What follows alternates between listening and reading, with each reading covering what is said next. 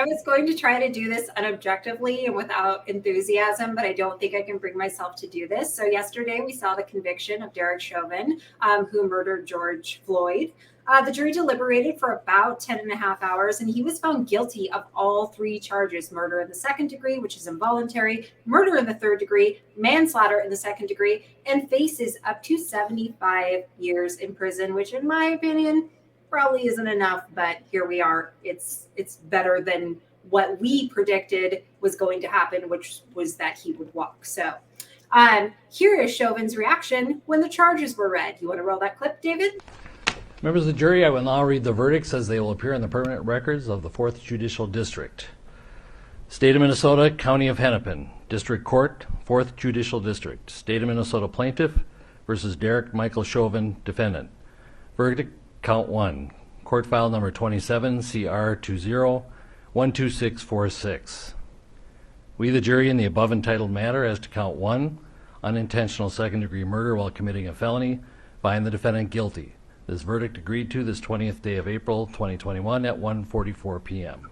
Signed, juror foreperson, juror number 19. Same caption, verdict count 2. We, the jury, in the above entitled matter as to count 2, third-degree murder, perpetrating an eminently dangerous act, find the defendant guilty. This verdict agreed to this 20th day of April 2021 at 1:45 p.m.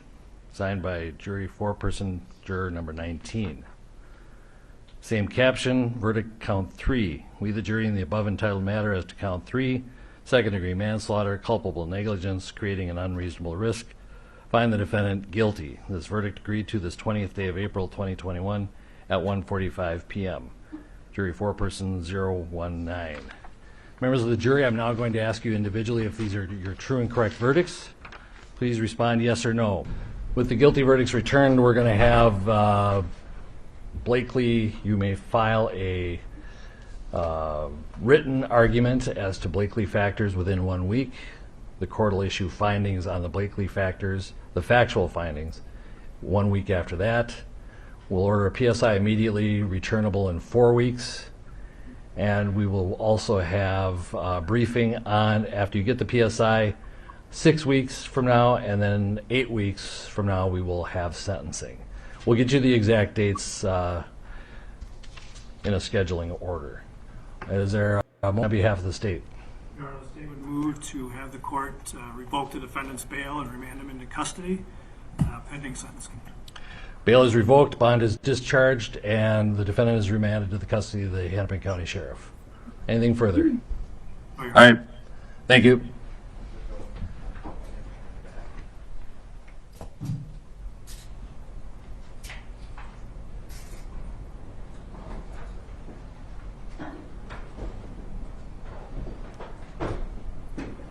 We're adjourned.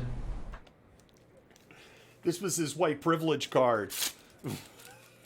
Every time I see that expression on his face, I think of that meme I posted earlier where it's just that close-up of him and that bewildered look on his face where it says confused oinking. I've seen that meme. Yeah.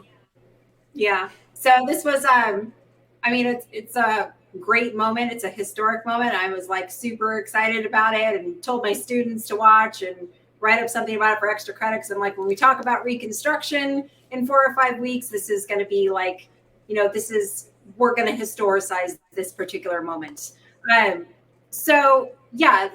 Chauvin, again, he is in custody. He was taken out of the courtroom in handcuffs. Somebody should have dropped him and stuck a knee on his neck for a little while, but that's just my perspective. He goes back for sentencing, I believe, is it 4 to 6 weeks, David? And then he's, again, facing up to 75 years in prison. Yeah, June. They said 8 weeks. So June, there isn't an exact date set. Yeah. So I know there's been a lot of reactions to that, much of which has been just vague, mediocre BS. And I know we have some clips of that stuff too. Yeah, we aired most of Vice President Kamala Harris's statement. We aired all of Joe Biden's statement, and they were just fluff. I mean, that's the best way to put it.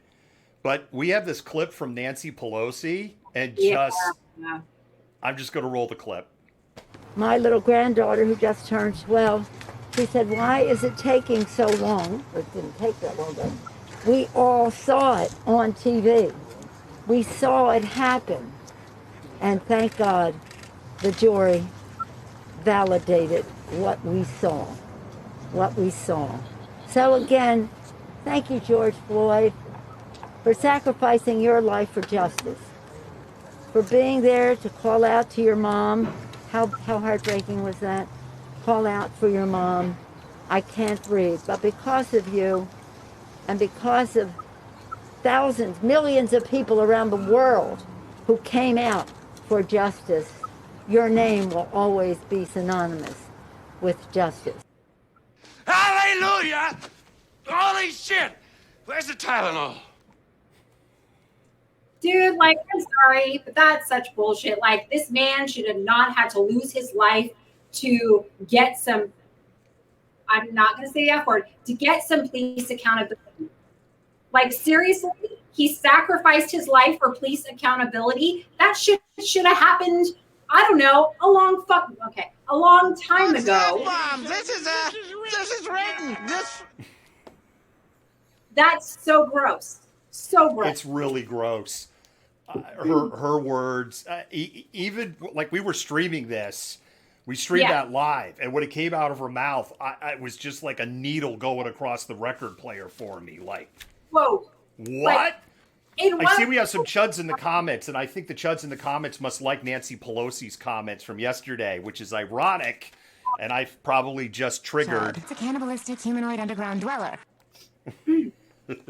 Sorry, I had an itch at my nose. I can't help it. There were a number of things that were said. One of the things that jumped out at me, and it really encapsulated, Jennifer, how I felt, is I don't feel like this was some great victory. I didn't feel like, yay, we're over the finish line now. This just felt like one little tiny step in a much bigger journey that won't be completed in my lifetime. Let's be very clear about this. This is accountability, not justice. Justice would have been had he stopped and this man would have lived to see the police accountability. That would have been justice. It is not justice for somebody to lose their life, be used by politicians as a fucking martyr, and then have it act like, oh, we're so grateful this happened. Everything's better now because somebody was held accountable. There was one leader, Excuse my white language, leader that I think spoke with courageousness and said a lot of the right things, Jennifer. I'd like to roll this clip from Minnesota Governor Tim Walz. Please do, so I stop talking. Measures of wellness, happiness, economic security. Even during COVID, we were recognized as being the best state in the nation for the care of children and the best state in the nation for women. But if you do a little digging and you disaggregate and break that data apart, a chilling truth becomes very apparent. Those statistics are true on well-being if you're white. They're not only not true if you're black, it's exactly the opposite. The death of George Floyd was maybe an awakening for some Minnesotans to this hard truth, a truth that our communities of color have known their entire life. That inequity will not stand. That inequity will eventually bring the heartache and what you saw on 38th in Chicago, what you saw in Brooklyn Center, what I've said from this podium many times. It's not good enough to rank first in educational attainment for white children if we rank last for black children. It's not good enough that we have some of the best health outcomes in the country if that's only true if you're white. Not only is that not sustainable for communities of color, it is unsustainable for any society to have those types of inequities. We can't undo centuries of racism and bias in one night. You have the pledge of our administration to do everything we possibly can to put the priorities of lifting up equity in all aspects of life in Minnesota, starting with real reforms around policing and criminal justice, and to extend to educational opportunities, healthcare outcomes, home ownership, all of the things that make this state the best place to live, we need to take away that qualifier. It's not just the best place to live if you're white. It needs to be the best place ever. And George Floyd's death and our justice system's conviction of that murder gives us that small place to believe we can make the difference. Communities of color will not go on like this.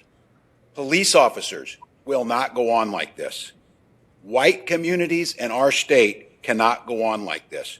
We're going to ask folks to come together to have hard conversations in those chambers of the legislature, in our own houses, and for many of you, amongst our own families. Those of us of a certain age, if you're white, it's easy to believe.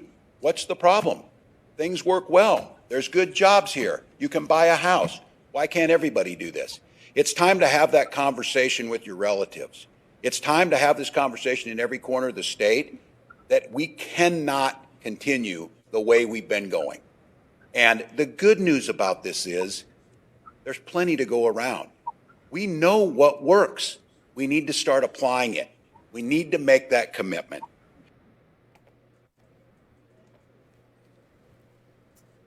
Okay, I'm just because I think that's a powerful speech. But you know, words don't mean anything without action behind them.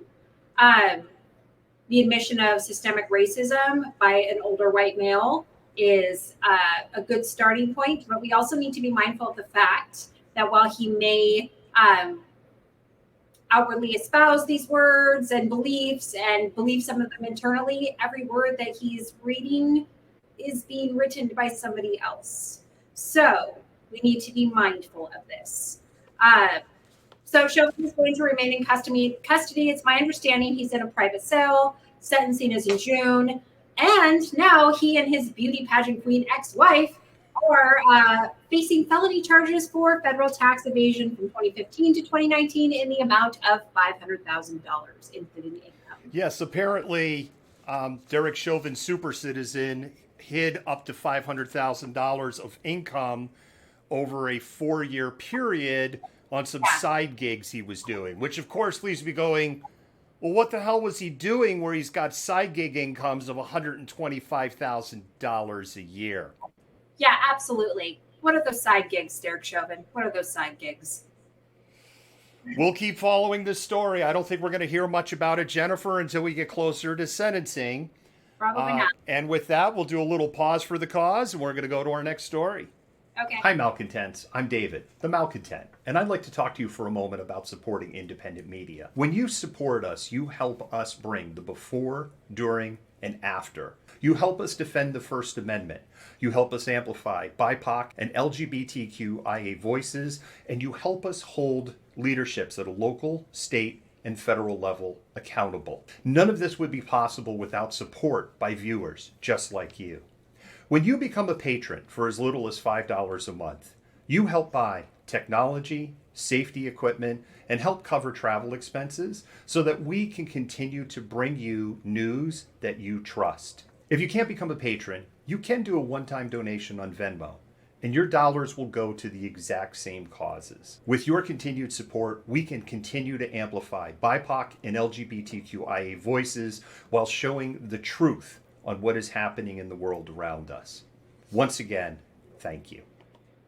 And one of the benefits of becoming a patron at the $5 or above level is you get our show notes. And not only do you get our show notes, you get all of the research attached to those show notes. So all of the links, all of the resources that we've pulled to create those stories.